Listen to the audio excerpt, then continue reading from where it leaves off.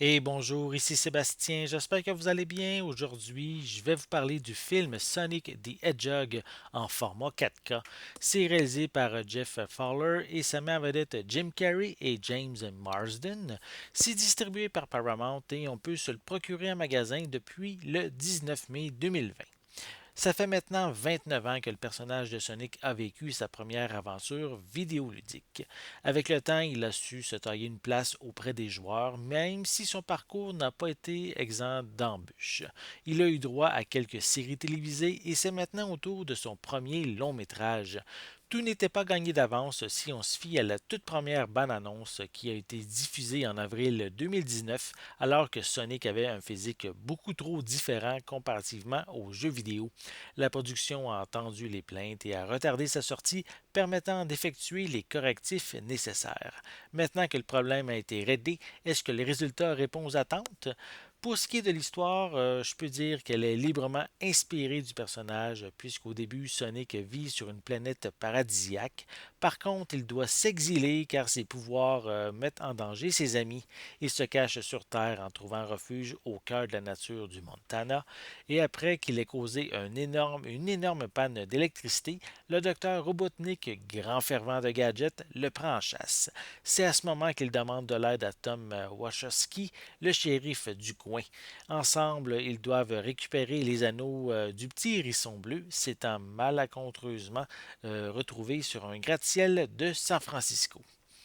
Le film est amusant, il est divertissant. Par contre, j'ai trouvé qu'il s'adresse avant tout aux enfants, même si les fans des années 90 sont devenus des adultes.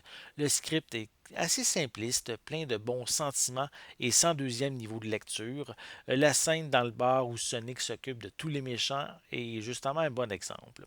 Le long métrage ne se gêne pas pour mettre en place plusieurs références à la mascotte, notamment la ville de Green Zone, le méchant évidemment, certains bruitages et aussi la vitesse de Sonic. Jim Carrey est convaincant et vole carrément la vedette à chacune de ses présences sous les traits du docteur Robotnik. L'acteur exploite bien son talent et ses mimiques faciales afin de nous faire rire. Quant à James Marsden, sa performance demeure dans la moyenne puisqu'il sert principalement à accompagner le héros durant son aventure.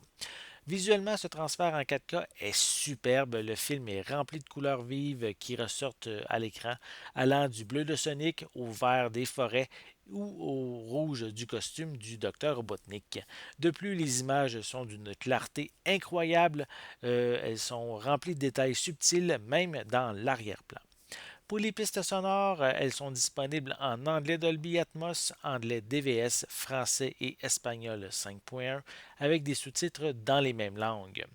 Pour les suppléments, on retrouve un commentaire audio avec le réalisateur et Ben Schwartz qui prête sa voix à Sonic en version anglaise.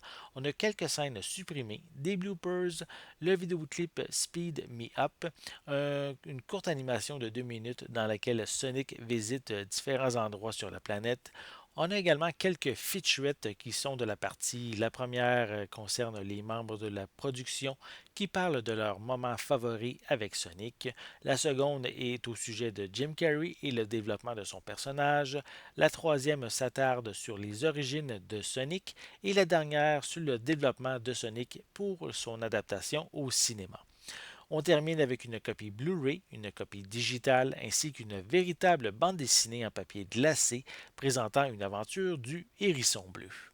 Sonic the Hedgehog est une adaptation réussie. Les enfants vont s'amuser et les plus grands, ayant connu le personnage à ses débuts, vont adorer les nombreuses références. De plus, les fans de Jim Carrey vont adorer sa performance, nous rappelant ses mimiques qui nous l'a fait découvrir au début de sa carrière. Dernière chose, restez pendant le générique pixelisé car une scène supplémentaire prépare le terrain d'un futur volet. C'était Sébastien, merci et bon visionnement.